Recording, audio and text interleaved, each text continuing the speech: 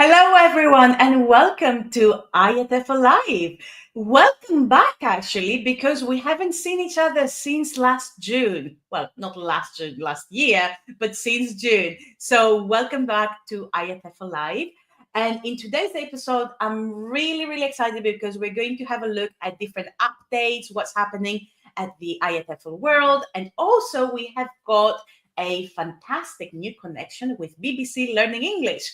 So we have got lots of things to learn.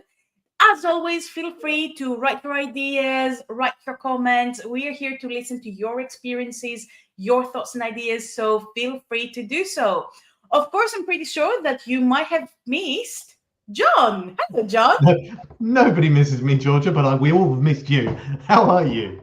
I miss you so much, John. What are you talking bless about? you. Even though we did have meetings like all week. We have had a few meetings, but you've had a busy summer by the sounds of things.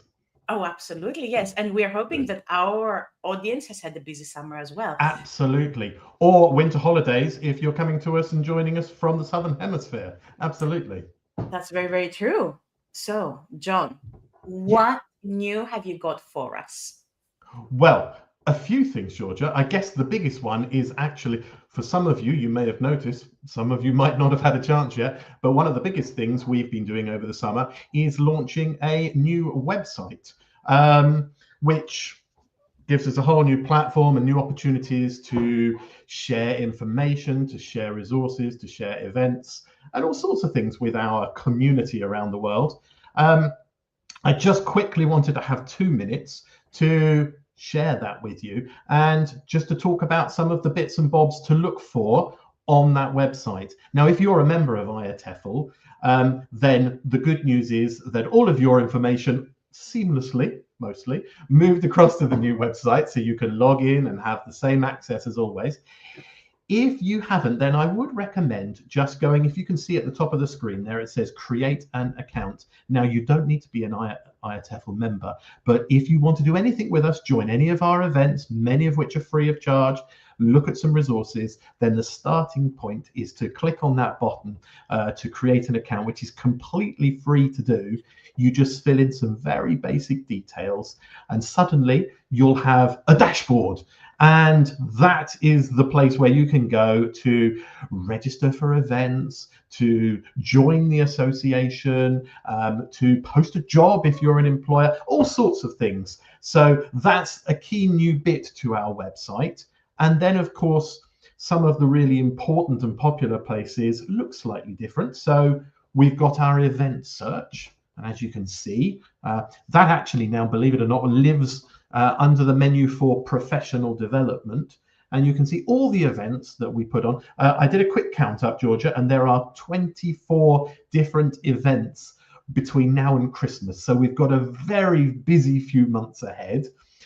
You can obviously see the advert for the conference next year as well, but you can flick through these events or search through them and find ones that are of interest to you. Whether you're a member of IATEFL or not, many of them you can join anyway. A lot of them are completely free, but don't forget, if you're a member of IATEFL, then you also get access to the recordings. You get a certificate of attendance, which can be important for your CPD portfolio. So going to the events is a great thing to be able to do. As is, well, just talking of those events, one of the really big ones coming up between now and Christmas, I should mention, is happening in a country you may be familiar with, Georgia. Happening in Athens in Greece, we've got the BSIG conference, BSIG being the Business English Special Interest Group. So the BSIG conference is really the place to go if you are thinking about or you're involved in teaching business English. It's a weekend-long conference looking at every aspect of teaching business English.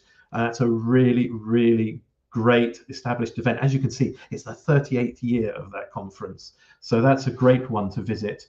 And of course, I couldn't leave you without mentioning the IATEFL main conference.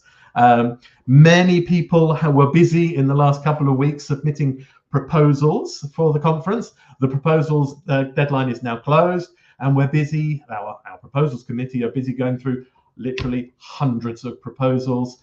And we're all very excited about the conference. It's going to come round really quickly next April. But just one heads up, there's an early bird deadline. If you want to get your booking in now to join us in Brighton, it's a lot cheaper now than it will be after January. So the early bird deadline is the 14th of January. So but book between now and then. It's a great time to book. It's cheaper, and also organising your accommodation is very often cheaper now, doing it a long time in advance.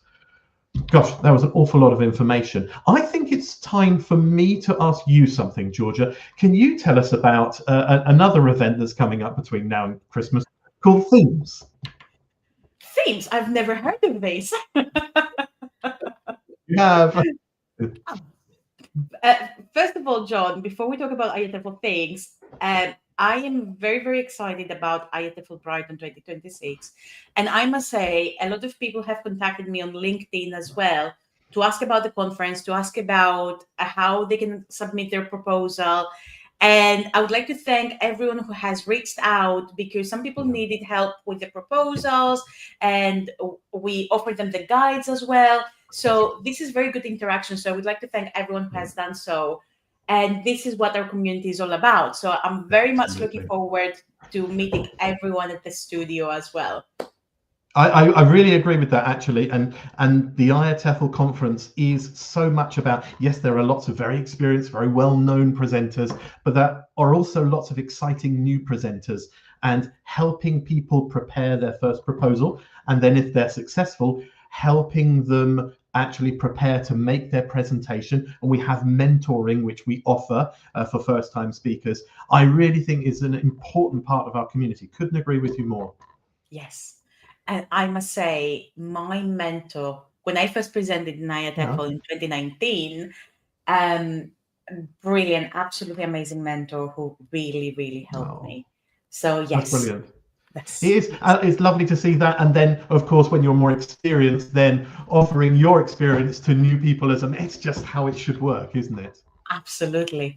So you asked me about an event that's happening. Yes, I did, Georgia. Tell me about this thing, IATEFL Themes. I'm sure I've heard of it before. Yes. So, John, you will not believe this, because I know that you were not able to join IATEFL in Edinburgh, yes? I didn't see you. I was there somewhere, but I don't remember much of it.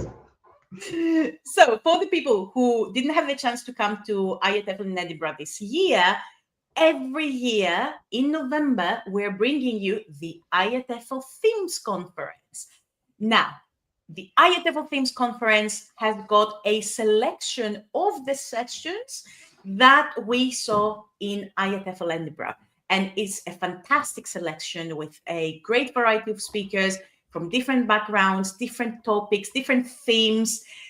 And the most important thing is that we are running it on Saturday, 1st November, which is going to have general talks from the conference. But because I know, John, that you want more. More. I want more, Georgia. Could we do the Sunday as well? We will do the Sunday. Yes. Absolutely.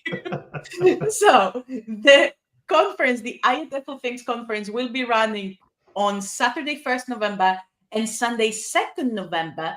But on Sunday, 2nd November, we are celebrating our IATEFL SIGs, so our special interest groups. And this is when the SIGs will be presenting their sessions. They have selected their speakers, and it is going to be fantastic to meet everyone again. Yes. Absolutely. And I think from previous themes, the thing I've always wanted to say is, yes, it's for you if you were unable to join us at the IATEFL main conference. This is a great opportunity to see some of the key speeches and talks from there. But also, even if you were there, because we run about 18 different sessions in parallel, the chances are you won't have had a chance to see all of these anyway. So it's a great opportunity to see additional content. I must say, John, you're absolutely right, because I'm usually at the studio during the conference, so I don't get the chance to just go to the sessions. And that's the same for our moderators, Nikki and Anka, who, by the way, is off Absolutely. sick today. So please send her some love. Yeah, Anka, you'll get better soon. Anka, we love you. We do. Get well soon, and we will see you in the next show. But because we don't really have time to see anyone during the conference, as we are locked in the studio, this is what we do. We watch the sessions from IATEFL Themes. Now, of course, John, you probably want to ask me something else. I did. And you know, in my role, the only question I always ask about everything is how much? There we go. Now, the IATEFL Themes Conference is completely free for our IATEFL members.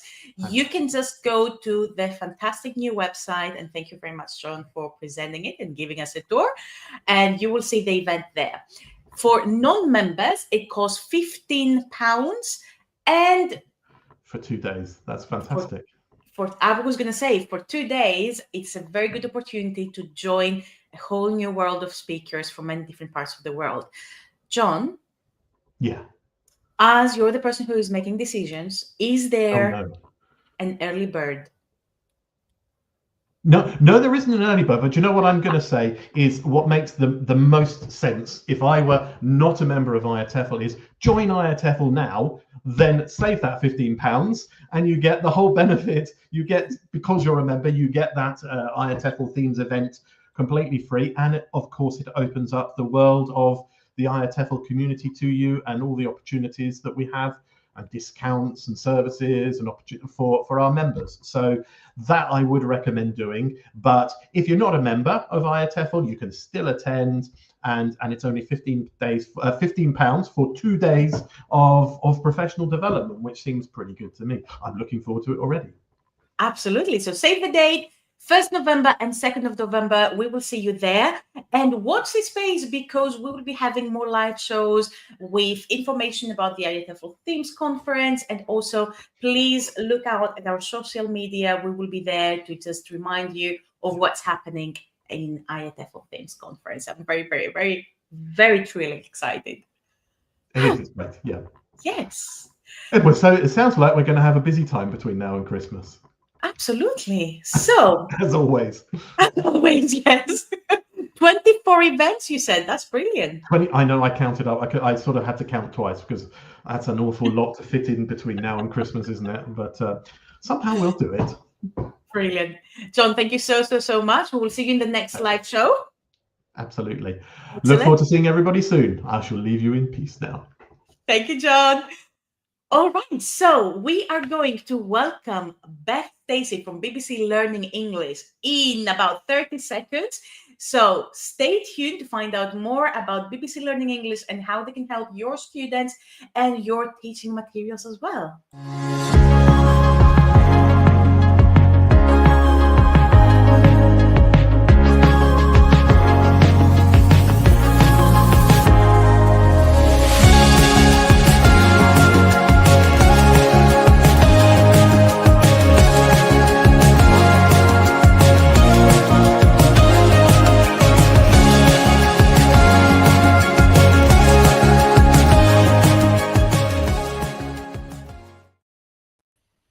Hello, welcome back to the live stream, everybody, and it's a pleasure to be joined by Beth from BBC Learning English. Beth, how are you? I'm good, Nikki, thank you. How are you?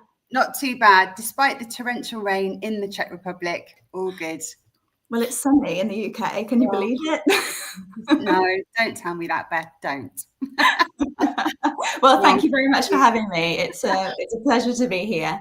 Well, it's lovely, and I'm very excited to learn more about BBC Learn English, about what you do, about the projects that you've got in the pipeline. Can I start by asking, just for anyone who hasn't met you yet, tell us about your journey. How did you get into the whole English language teaching world, and then to become a producer for BBC Learning English? Okay, good question. So I studied English language and drama at university, which was a very random combination. There was only one university in the UK that did that at the time. So I was doing a lot of linguistics, but then all this theatrical filming stuff at the same time. And I started teaching in London, and then I moved to Liverpool, and I taught in a couple of private schools there and some summer schools as well. And then moved to London and was teaching for about 4 or 5 years, actually a bit longer than that, at West London English School. And I was assistant director of studies there as well. And then this job came up at BBC Learning English, and it seemed to combine my theatrical life from my childhood as well as ELT. So it was a perfect combination, really. And now I get to make programs for this audience, which is amazing. Yeah, that really is. And that is absolutely the perfect combination, isn't it, of having studied drama and English language. So, okay, thank you for telling us about that. And in terms of BBC Learning English, who is this for? Is this for English language learners, or can it be for English language teachers as well? Who's the audience here? So our audience, we are primarily for students. And we've always said that we are there to help them with their learning, with these free resources, which are available globally. You can find BBC Learning English in every country. But we have started adding more worksheets, and we're doing a lot more with teachers these days. So we would say to teachers, recommend us, but also nowadays you can use us in class as well. Because of the worksheets and the transcriptions and everything that we have that's additional materials. Okay, well, that's great to know. So now English language teachers can go to the site, have a look around, and potentially take some stuff off to use in the lesson. That's brilliant. That's brilliant. Yeah. Okay, and I've seen that there are a range of podcasts that you're doing for the learners as well. That's Really Easy English. Yeah. Tell us a bit more about that for anyone who might be interested. So we have 8 podcast strands. They cover different levels. We've got stories, we've got business, and then Real Easy English is one of the podcasts that we have in this conversational lower level pod world. And Real Easy English is unscripted conversation. The conversations are about 5 minutes between 2 presenters, and we have a bit of a plan. We have vocabulary that comes up naturally that we recap at the end of the podcast, but really it's just 2 people, 2 teachers having a graded conversation about interesting topics like family and snacks. The food topics are always very enjoyable to record. And the way that we have designed this podcast series is so that they are topics that frequently come up in course books at an A2 pre-intermediate level. So at the moment there's about 60 episodes, and they come out every single week. There's a new episode. So there's always something. If you're doing the environment with your learners, you'll be able to find a Real Easy English episode on the environment. These come with transcripts, and they come with worksheets, so they can be used in class. And the worksheets have speaking practice, and they've got vocabulary practice and a little bit of writing. So they could be used for homework, or they could be used in class. It could be that if your learners just want a little bit more listening practice at that level, then this is for them as well. That's lovely. So this is roughly A2 level. It is, yeah. So because we all come from a teaching background, we're all Delta qualified or Masters qualified within the department. So we grade our language, but it's still very natural conversation. Yeah, which is lovely, because it might not always be super easy to find material that is natural conversation for lower level learners. So that could be a great way to boost their confidence as well, seeing that they can actually understand it. But this is the thing, when it comes to editing, we don't take out the fillers, we leave the interruptions, all of the false starts, because for natural conversation, that's Exactly. how it is. Yeah, exactly. That's what interaction looks like. Exactly.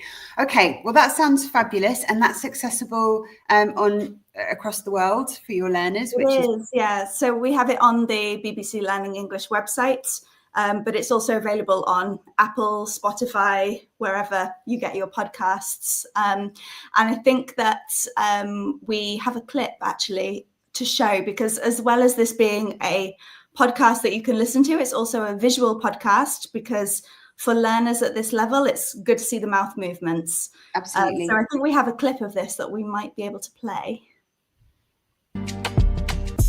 Hi Neil, how are you? Are you happy to be at work today? Of course, I'm always happy to be at work. Great. Well, today we are talking about dream jobs. Obviously, this job is amazing, but we're going to talk about some different jobs we'd like to do. Sounds good. Shall we start? Yes. So, Georgie, when you were a child, what did you want to do when you grew up? What was your dream job? Well, when I was really little, about 5 or 6, I remember telling people that I wanted to be a princess. When I realised that wasn't going to be possible for me, my next dream was to be a pop star, because my friends and I used to write songs and perform in front of our parents, and I thought that would be really fun. Yeah, what about you? Well, kind of similar. I think actually when I was a child, I thought that being a professional sportsman would be fantastic. Oh, isn't that lovely? It's really natural, but also at a great pace, and language graded to the level. Yeah, we really try and focus on that when we're in there, and it's not easy if you've ever tried to have a low level conversation, but we do our best to make sure that we've got some sort of interesting vocabulary or grammar coming out, and an interesting conversation while still being understandable, but a bit of a challenge still for that level of learner. Which is perfect. Are you in any of them? I'm in lots of them, yes. I just decided that I'm here, so we won't show a clip of me. Fair enough. All right, so that's really easy English. And I've also seen that you're doing something called the London Letters Challenge. We are, yes. Tell us everything. Oh, I'm very excited to talk about this. So a few years ago, we had a series that we produced called the London to Edinburgh Challenge. And that was for elementary learners, so A1 learners. And it's been a really huge success for us. That was a video series, and we thought, let's do series 2. So the London Letter Challenge is for A2, again, for pre-intermediate learners. So it's that next level up. And it follows 3 teams of people, 3 teams of 2. We chose them to be in pairs so that they have conversation, because obviously at pre-intermediate level, conversation is important. And these teams race around London trying to find letters. In fact, the letters look like this. Okay. And when they find a letter, they can move them all together to find out where the final location is, which is where the crowns are, and then they can win. And it covers vocabulary and grammar. So, for example, episode 1 is adjectives about feelings. So some of the contestants are nervous or confident or excited. Episode 2 is comparatives. And each team gets a clue. They need to read the clue, which students can play along with and try and work out where the letter is.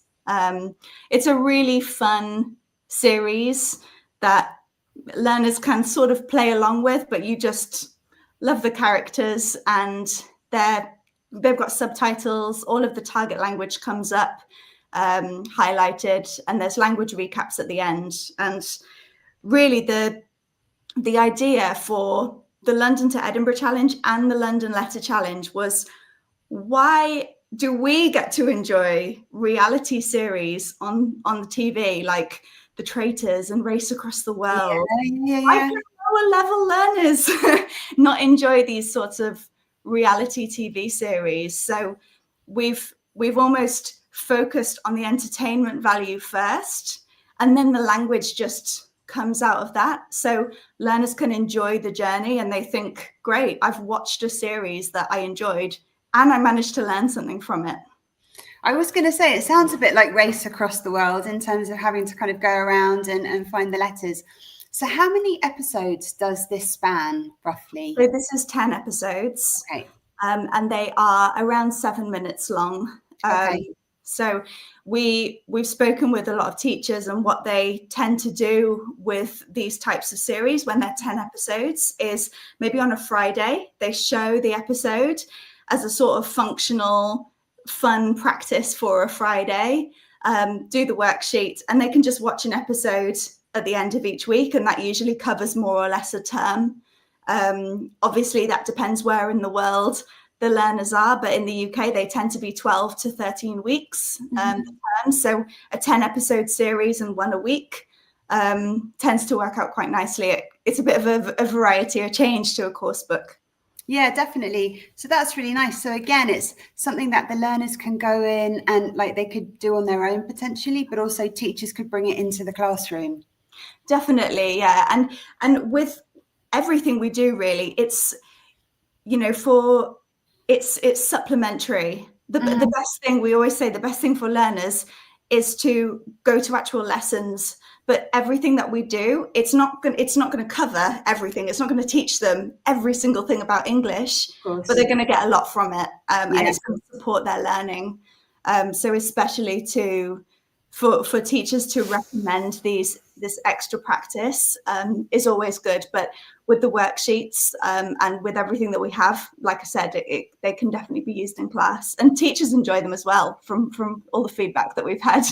Which helps a lot, though. It does, because, you know, as a teacher, if you're in the classroom, you also you need to enjoy it too, because then that makes the lesson go that little bit quicker and more enjoyably. Beth, in your time at BBC Learning English, have you seen a change in materials and, you know, the demand, what people want or what you offer? Has there been a massive change, and do you think another change is on the horizon? I mean, I think in terms of changes coming with the advance of AI, there definitely will be more changes. What we've noticed, which I think is very interesting, is we're having more and more learners come to us for lower level content. Okay. And like when I was teaching, there were more learners. More learners were coming in at higher levels. They were coming in at C1, C2, and as time was going on, learners were improving, and they were coming in at higher levels each year. And we found that lower level is something that audiences are really interested in. So that's why I'm talking about these low level products that we have today. But there's, you know, we're doing a variety. And I think really there hasn't been a huge change apart from in terms of level. But I think with the creation of AI, and a lot of learners are using it already, teachers are using it to create materials, but I think there's also quite a bit of anxiety around AI at the moment because it's all so new, isn't it? Yeah, absolutely. Absolutely. And I think that's the thing. My observation has been with AI that absolutely it can generate stuff very quickly, but it's kind of almost beware of well-meaning amateurs. It's not always, you know, what you might be looking for, and the aim might not correspond with the material that it's generated. So it's really important to have, you know, solid material like the content produced at BBC Learning English, I think. Yeah, I think human oversight is massive. That's what is needed with it. But I mean, at the moment, at BBC Learning English, we're not using AI for anything, and there's no plans for that at the moment. But there are policies within the BBC very much to ensure that it's safe and it's being used properly when it is being used, and making audiences aware when something has been used, when AI has been used. But I think that audience trust and copyright is very much on our radar. And for now, very much so, we are using our brains and not using AI, but who knows what the future holds. Who does? But I think for now it's really reassuring to know that, that as teachers and learners, we can turn to the website, and we know that we're going to get quality resources. That's super important.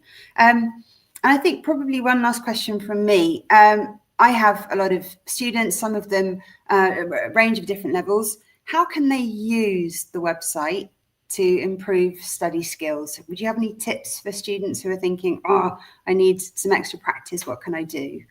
Yeah, so with our website, there is a lot on there, and it's always will be free.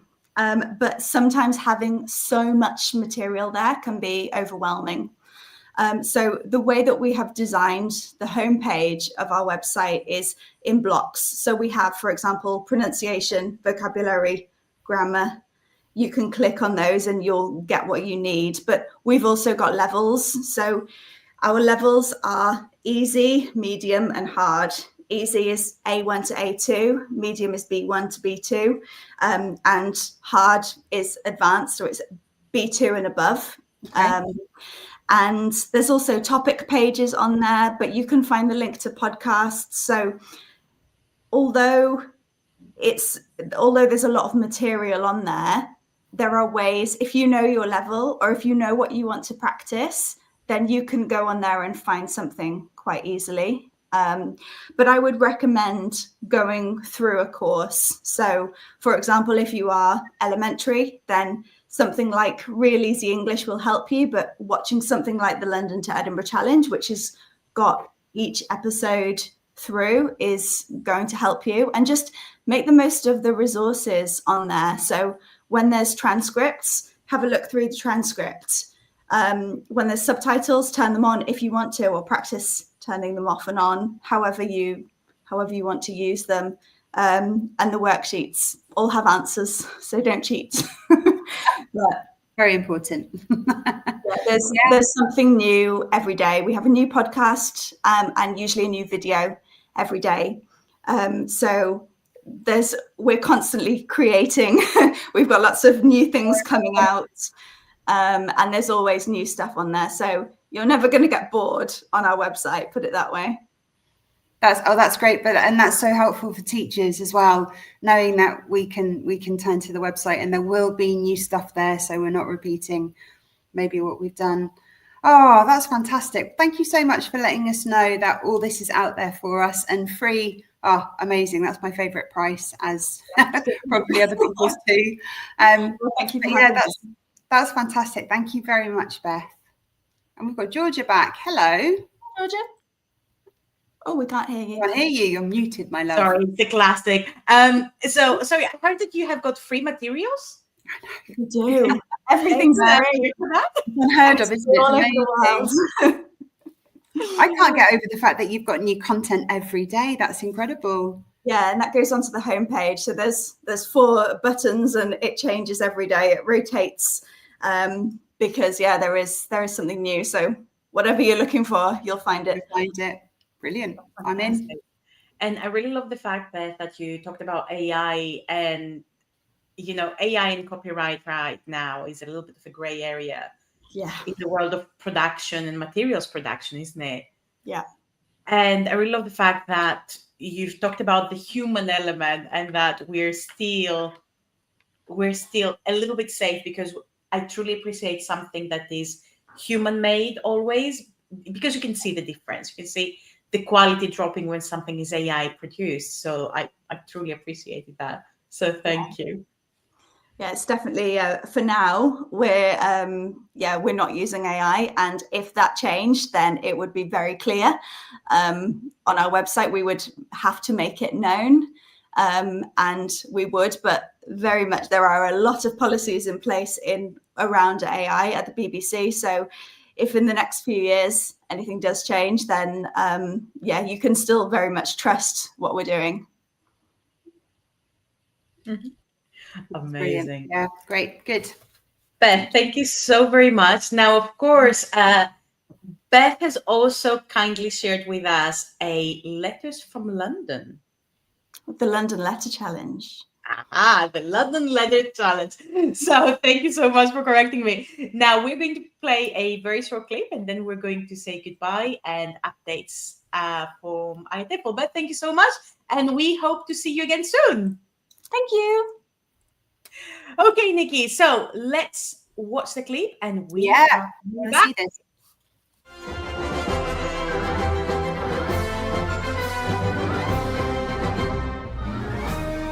One city,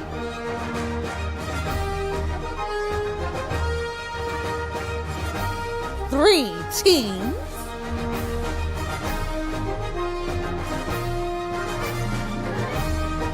eight letters. This is the London Letter Challenge.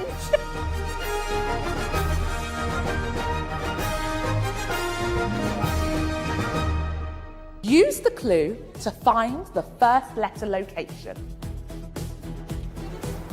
This place is taller than you. Taller than you. Taller than you. You always think you know it, don't you? I know what to do sometimes. Come on, let's look at these letters. Were you holding it when we got here? Maybe. I don't know.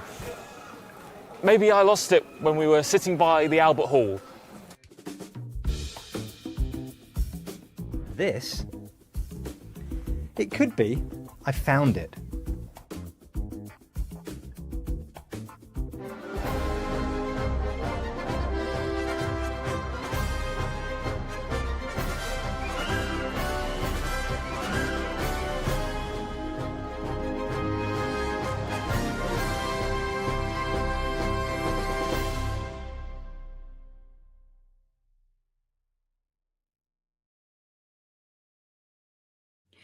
The London Letter Challenge.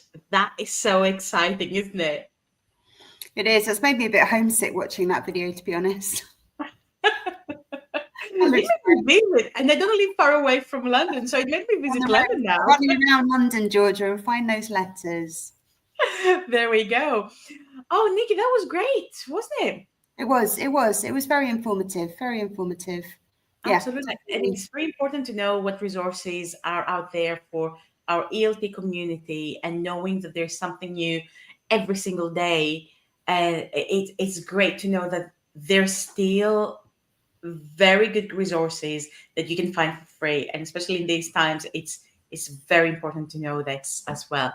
Excellent. So, Nikki. Yes, Georgia. Many things happening. Yeah, there's quite a lot to digest, isn't there? Like from now until Christmas. Yep. Absolutely. 24 events. This is what John said. And of course, let me put John back on the stage because, hello, John. Yeah, I'm hoping I can count correctly. I'm sure it's 24. Let's stick with 24. If not, then we can create our own shows. That's fine. So 24 events until the end. We haven't got time for more than 24, John.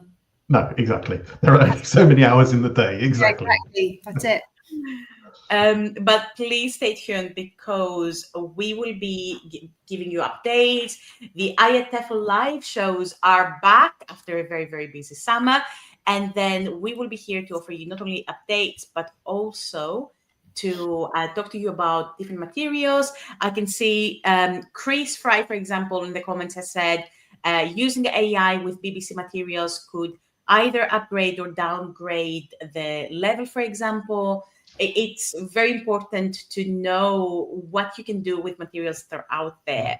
And then Una says, BBC English 6 minutes is excellent material for students.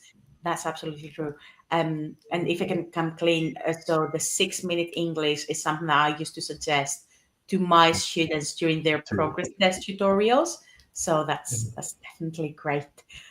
Excellent. So now we are giving a promise to our audience that we will see you again soon. And also, please watch this space for updates about the upcoming events and, of course, our IATEFL Teams conference. So thank you very much, John. Thank you very much, Nikki. Thank you also very much, Thank you, John. Yeah, it's lovely to see you all. Absolutely. And we will see everybody soon. Thank you very much, everybody. Bye-bye, everybody.